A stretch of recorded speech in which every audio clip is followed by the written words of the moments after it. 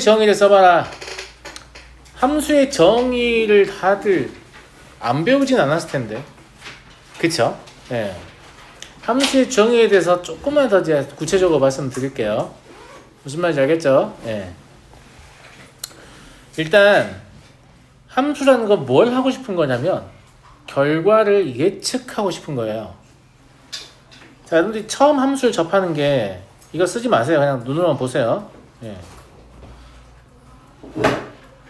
이런 형태의 상자 아닙니까?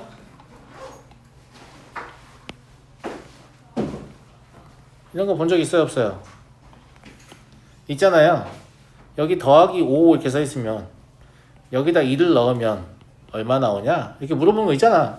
처음 봐요? 그럴 리가 없죠. 네. 바보가 아닌 이상 여기다가 뭐라고 써요? 6이라고 쓸 거 아닙니까?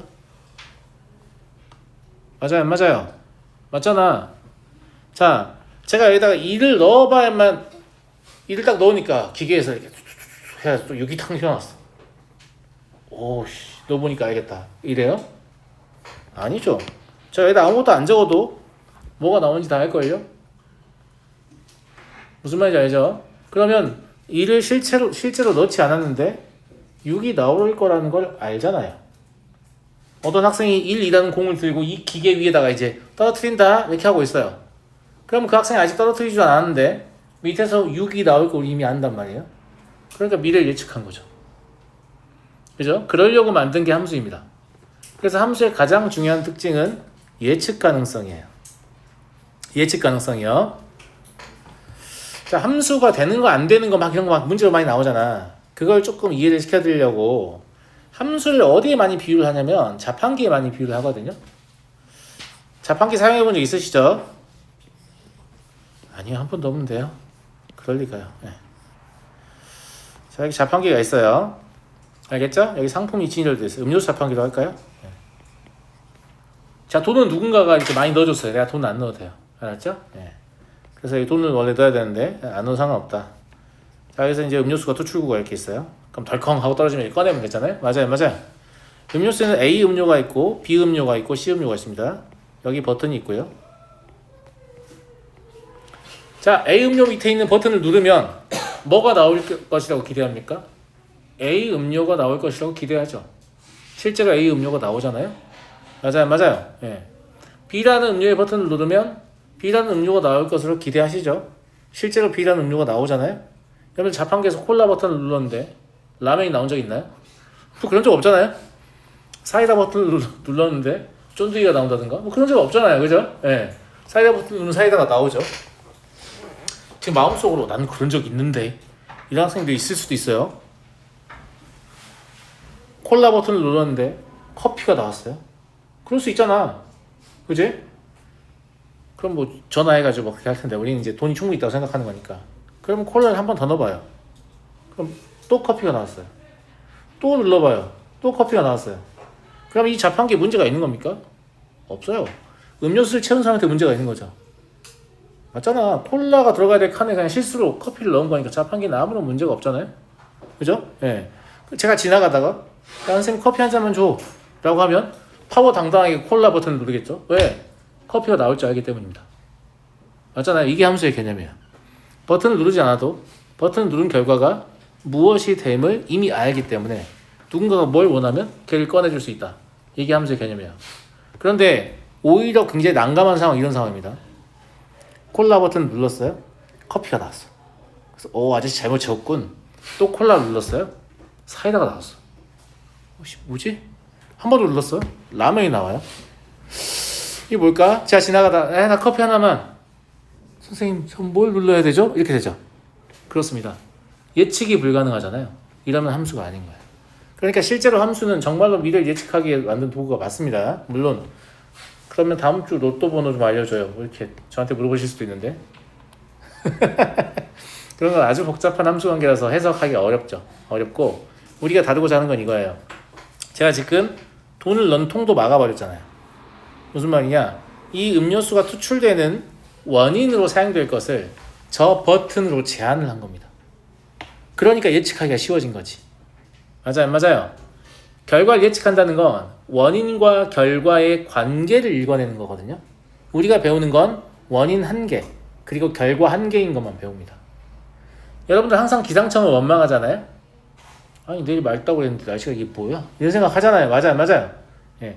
날씨를 함수로 보면 날씨 함수의 원인으로 작용하는 것은 수십 수백 가지입니다. 결과 역시 수십 수백 가지예요.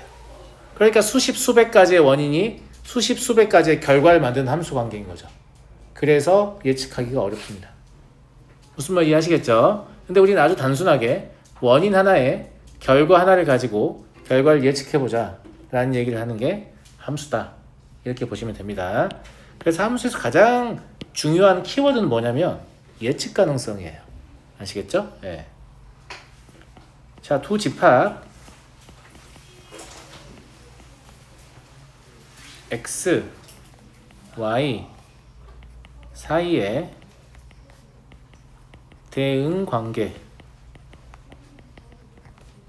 중 인과 관계인 것을 함수라고 합니다. 그리고 인과 관계라는 말은 뭐냐면 예측 가능성을 얘기하는 거죠.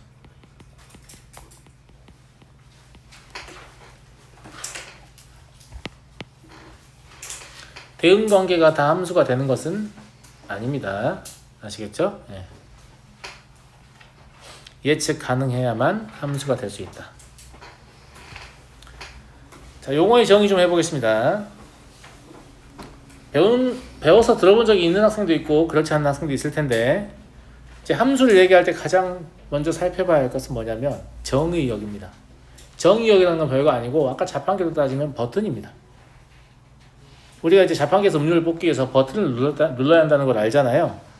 자판기에서 음료를 뽑아야 되니까 이게 원시인이 오면 거기 뭐 유리를 깨고 그걸 꺼내려고 할 수도 있고, 아니면 자판기한테 막 이렇게 계속 때릴 수도 있죠. 내놔 이러면서. 맞잖아요. 이게 지금 뭐냐면 정의역에 대한 개념이 없는 거예요. 어떤 결과를 만들려면 원인으로 사용할 수 있는 것이 정해져 있다 라는 개념인 거고, 그래서 그럼 함수 관계를 다루려면 원인으로 사용할 것들이 이미 정해져 있고 그것들을 표기를 해줘야 될 거 아니에요.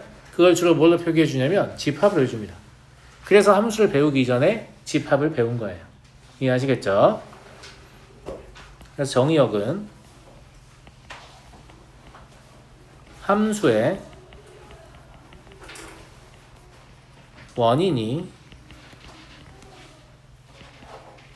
되는 값들의 집합입니다. 보통 원인은 함수 관계로 따지면 x에 x, 결과는 이제 y고요. 그래서 y는 fx 이런 식으로 표현하잖아요.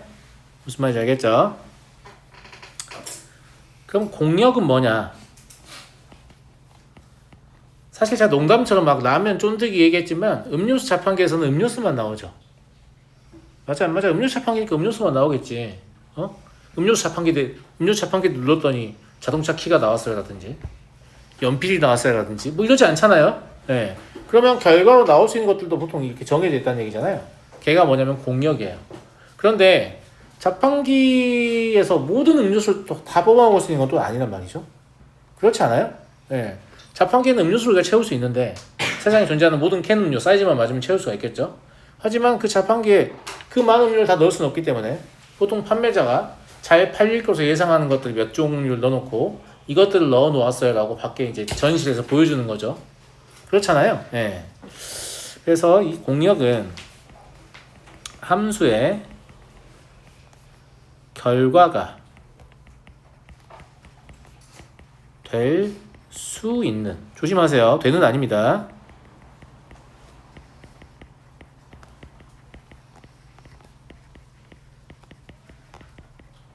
다르죠. 얘는 원인이 되는 이라고 했어요. 얘는 결과가 될 수 있는 이라고 했어요. 그러면 실제로 결과가 될 수 없을 수도 있다는 말인가요? 그렇습니다. 공역의 원소는 실제로 결과가 될 수 없을 수도 있어요. 자판기에 그 음료를 안 넣어놓으면 안 나올 거 아니겠습니까? 맞아요. 그쵸? 하지만 아무튼 음료수 자판기라고 쓰죠. 자판기에 음료 자판기 써있잖아요? 그럼 거기서 말하는 음료는 공역이 음료다 이런 얘기입니다. 이거 누르면서 왜 라면 없어 이렇게 하면 안 된다 이런 얘기인 거고요. 아시겠죠? 왜 세상에 존재하는 모든 음료가 없냐? 이것도 말이 안 된다는 얘기예요. 네. 치역을 봅시다. 치역이 함수의 결과가 되는입니다.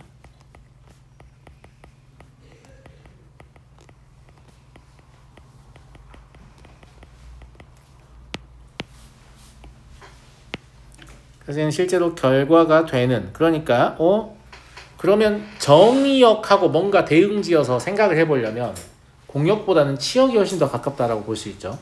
원인이 되는 집합과 결과가 되는 집합이니까. 실제로 함수의 대응관계를 보면 공역도 물론 중요하긴 한데 정의역에 따라서 치역이 어떻게 변하는지를 관찰하는 게 훨씬 더 중요한 작업이 됩니다. 나중에 함수를 본격적으로 배우시면 무슨 말인지 알겠죠? 그럼 여기서 치역이라는 건 그 음료 자판기에 실제로 들어가 있는 음료수들만 모아놓은 거죠. 무슨 말인지 알겠죠? 네. 그리고 이 치역의 치자는 값치자거든요. 값치자예요. 수학에서 어떤 값이라고 표현을 하면 죄다 누구의 값을 얘기하는 거냐면 y의 값을 얘기하는 겁니다. 배운 것도 있고 안 배운 것도 있을 텐데 함수 값 할 때 이 값자는 y의 값을 얘기하는 겁니다. 최대값 할 때 값자도 y의 값을 얘기하는 거예요. 최소값 할 때 값자도 y의 값을 얘기하는 겁니다. 안 배운 것도 있죠. 극대값 이것도 마찬가지로 y의 값을 얘기하는 겁니다. 극소값 이런 것도 y의 값을 얘기하는 거고 극한값 이런 것도 마찬가지입니다. 값자 들어가면 다 y 값을 얘기한다 이렇게 일단 보시면 돼요. 특수한 경우 제외하면 아시겠죠? 그래서 값의 영역이잖아요. 치역. 그러면 y 값들을 모아놓은 거구나 라고 생각하면 되고 실제로 x를 집어넣었을 때 나오는 y 값들을 모아놓은 거다 이렇게 보시면 돼요. 이해하시겠죠? 예. 그래서 함수값을 바로 밑에 적어 놓은 게 이 함수값은 치역의 원소가 되겠죠.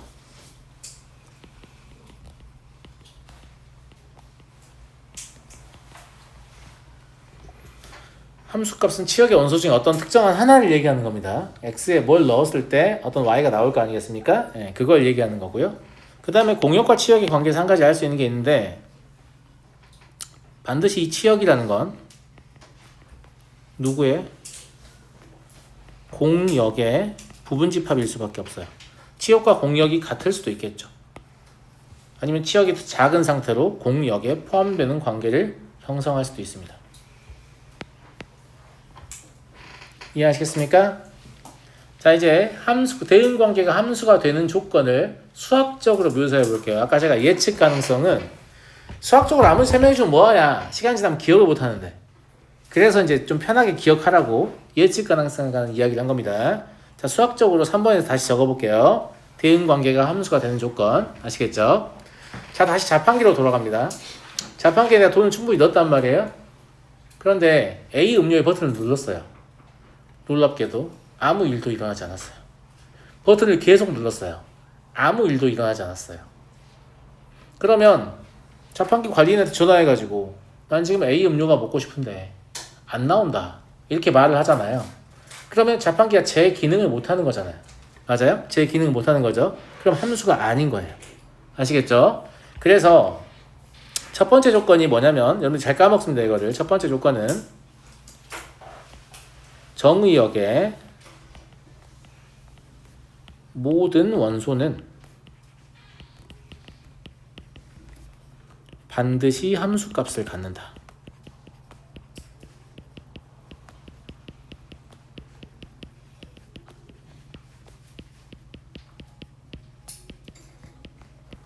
라는 거예요. 즉 자판기의 버튼을 아무리 눌러도 음료가 나오지 않는 경우 자판기가 고장난 것으로 본다. 이런 얘기입니다. 누르면 나와야 돼요. 누르면 나와야 돼요. 아시겠죠? 두 번째, 아까 자판기가 예측 불가능한 상황이 어떤 상황이라고 했어요? 똑같은 버튼을 계속 누르는데 A 음료가 나왔다가 B 음료가 나왔다가 C 음료도 나왔다가 막 이런 식으로 나오면 버튼을 누르면서 어떤 음료가 나올지 예측이 불가능하죠. 그렇죠? 그래서 하나의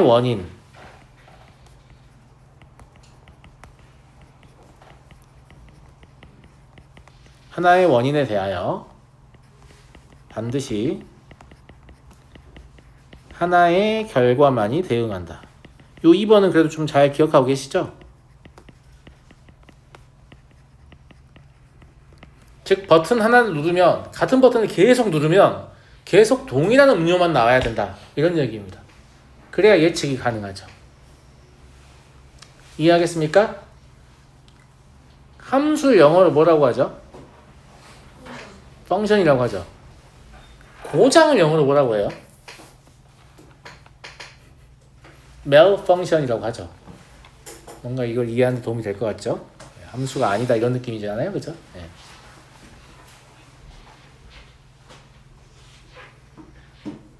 그러하다 라는 얘기고요. 근데 하나의 원인에 대하여 하나의 결과만 대응한다를 다음과 같은 문장으로 바꿀 수 있습니다. 원인이 같으면, 이 말은 동일한 버튼을 계속 누르면 이런 얘기죠. 결과도 같다. 이 말은 동일한 종류의 음료가 계속해서 나와요 라는 얘기인 거죠. 그죠? 이걸 조금 더 수학적으로 표현해 보면 x가 주로 원인이잖아요. x1과 x2가 같으면 fx1이 x1을 눌렀을 때의 결과입니다. 그러면 fx1과 fx2는 같아야겠죠? 원인이 같으면 결과가 같은 거니까. 우린 대우명제를 배웠기 때문에 가정과 결론이잖아요. 이걸 대우명제로 바꾸면 다음과 같이 쓸 수도 있습니다.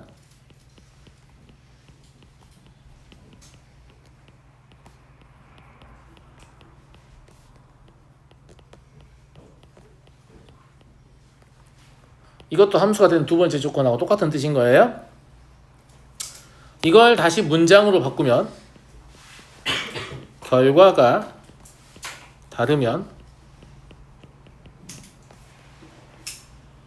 원인도 다르다 라고 볼 수 있는 거예요. 결과가 다르면 원인도 다르다는 말은 결과가 같으면 원인도 같다는 말이 아닙니다. 오해하시면 안 됩니다. 아시겠죠? 그런 말이 아니에요. 그리고 요 5개의 표현은 전부 다 동일한 의미이고요. 선생님이 쓸데없이 여러 개를 알려주는 게 아니고 이 5개의 표현을 다 알고 계셔야 합니다. 아시겠죠? 그리고 저 2가지 조건이 필요한 이유는 뭐냐면, 이러한 조건이 필요한 이유는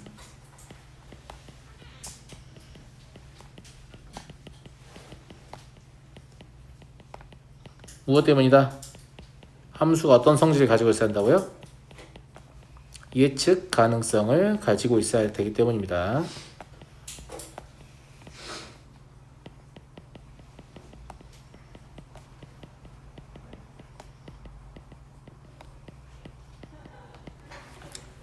그래서 X에 진짜 뭔가를 넣어보지 않고 결과가 무엇이다 이렇게 예측이 가능한 형태를 함수다 이렇게 보는 겁니다.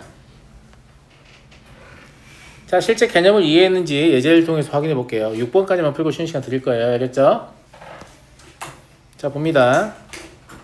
X가 마일 1, 2예요. 그러니까 원인으로 사용할 원소가 마일하고 2라고 2란 얘기예요. Y는 1, 2, 3, 4 나와 있죠. Y는 보통 뭘 얘기하냐면 공력을 얘기합니다. 치역 아닙니다. 결과로 사용될 수 있는 값을 얘기해요. 자, 봅니다. 첫 번째 함수, 이런 것도 함수의 표현이거든요. 여러분들 fx는 x 더하기 1 이거밖에 모를 테지만 얘도 수학적인 표현입니다. 실제로 그런 뜻입니다. 똑같은 뜻이에요. 그러면 x에다가 마일을 집어넣으면 뭐가 나와야 돼요? 0이 나와야 되죠. 그런데 공력에 0이 없기 때문에 얘는 아무것도 꺼내지 않을 겁니다. 제 말 무슨 말인지 알겠어요? 그러면 원인을 투입했는데 결과가 나와야 안 나와요? 안 나와요.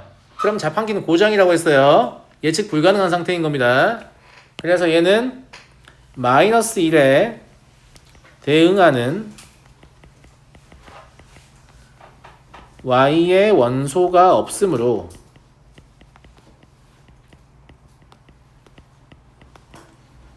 함수가 아닙니다.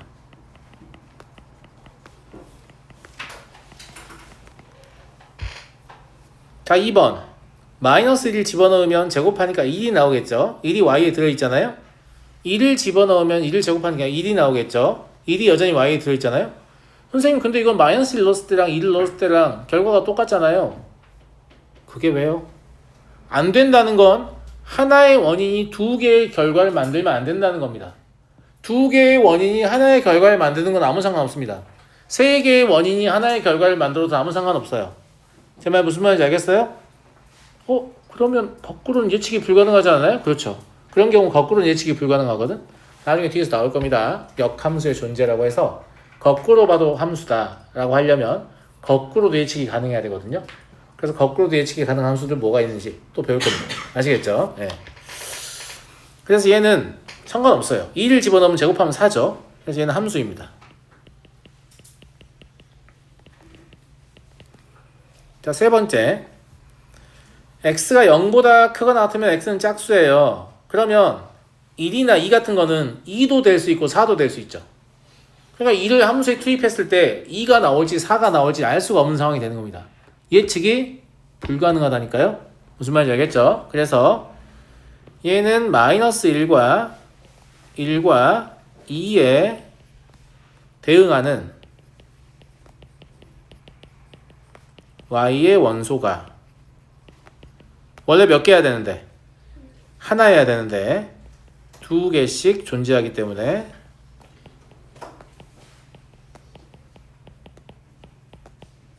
함수가 아닙니다.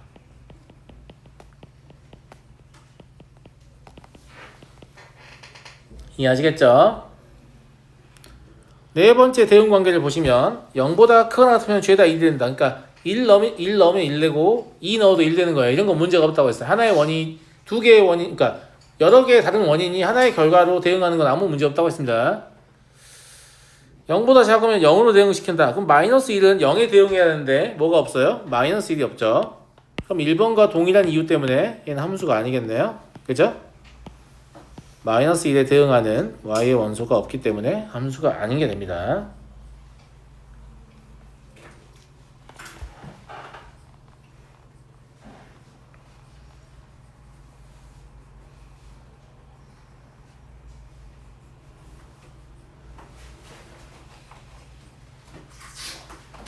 자, 그 다음에 함수의 그래프에 대해서 조금만 다시 정리해 줄게요.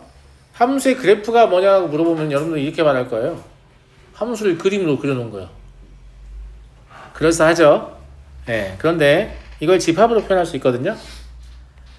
자, 함수 f 땡땡, 이거 수학적인 표현입니다. f라는 함수를 묘사하는 건데 왼쪽에 이렇게 라지 x가 있으면 얘가 정의역입니다. 오른쪽에 라지 y가 있고 중간에 화살표가 있죠. 그러면 y를 공역으로 하는 함수 관계이다 라는 뜻이에요. 맨날 한글로 x를 정의역으로 하고 y를 공역으로 하는 함수 f에 대해서 이렇게 쓰기 힘들잖아. 이렇게 줄여 쓸 수 있다는 말입니다. 그래서 정의역 x의 원소 스몰 x와 그에 대응하는 함수값 fx의 순서상 전체의 집합이 사실 그래프의 의미입니다. 이걸 집합으로 써보면 이렇게 쓸 수 있거든요. x, fx 순서상이니까요. 바 x는 라지 x의 원소죠. 다시 쓸 수도 있는데 fx는 y이기 때문에 x, y 바 x는 라지 x의 원소이고 y는 fx이다. 이렇게도 쓸 수 있죠. 집합으로 그래프를 표현할 수 있고요. 아니 그럼 이 순서상을 그냥 쓰면 되는 거 아니에요? 근데 실제로 그러기가 힘듭니다. 왜냐하면 만약에 이게 무한집합이라고 해봐요. 이거 무한계를 어떻게 쓰고 있습니까? 맞아요? 그럼 이 점들을 계속해서 이렇게 표현을 할 수밖에 없잖아요? 근데 그걸 다 표현하면 연속적인 그림의 형태가 나오는 거죠. 그래서 걔가 함수의 그래프다. 이렇게 보시면 될 것 같고. 무슨 말인지 알겠죠? 그러니까 그래프라는 건 사실 저 집합을 표현하는 방식인 거죠. 자, 6번을 보도록 하겠습니다. 6번을 보시면 y는 fx의 그래프가 될 수 있는 것을 모두 찾아라 라고 했는데, 자, 함수에서 제일 중요한 게 뭐라고 했어요? 예측 가능성이라고 했죠. 예측 가능성이요. 그죠? 그러면 하나의 x에 대해서 하나의 y만 만나야 되지. 그걸 아주 손쉽게 확인하는 방법이 뭐냐면 이런 거예요. 이렇게 그어봐요. 하나밖에 안 만나죠. 여기도 그어봐요. 하나밖에 안 만나죠. 이 그어보면 계속 그어봐도 하나밖에 안 만나는 거 알겠죠? 얘는 함수예요. 얘도 하나씩밖에 안 만나죠. 함수입니다. 얘는 이런 데는 안 만나는 거 괜찮아. 근데 여기서 몇 개에서 만나요? 무수히 많은 점에서 만나죠. 그럼 x에 하나밖에 안 넣었는데 y가 무수히 많은 게 나올 수 있잖아요. 그럼 그 중에 누군지를 알 수가 없습니다. 그러니까 함수가 아닌 거죠. 얘는요, 두 개에서 만나죠. 그래서 함수가 아닙니다. 얘는 하나에서 만나죠. 그래서 함수예요. 무슨 말 이해하시겠어요? 예. 그래서 실제로 함수가 될 수 있는 건 얘예요. 근데 선생님, 만약에 여기 구멍 뚫려 있으면 어떻게 해요? 그럼 여기 안 만나잖아요. 그럼 함수가 아닌 건가요? 아니요. 이건 정의역을 보셔야 되는데, 만약에 정의역에 이게 빠져 있으면 상관이 없는 거예요. 정의역에 있는 원소만 넣을 수가 있기 때문에. 그래서 막 중간중간 비어 있어도 함수가 될 수 있어요. 그럴 땐 정의역을 확인해야 돼요. 근데 여기에 정의역에 관한 언급이 전혀 없잖아요. 그러면 정의역을 실수 전체로 보는 거든가, 아니면 실제로 대응한 위치만 보는 거든가, 그렇습니다. 여기서 그냥 뭘 알려주려고 하냐면, 그래프가 제시되었을 때 이것이 함수인지 아닌지 빠르게 판정하는 방법이고, x축에 수직인 직선을 그어가지고 판정을 하잖아요. 그래서 이걸 수직선 판정법이라고 얘기해요. 무슨 말인지 알겠죠? 이렇게 그어봐가지고 하나의 점에서 막 계속 만나고 있으면 함수가 된다 라고 볼 수 있다는 거예요. 잠깐 쉬었다 해서 할게요.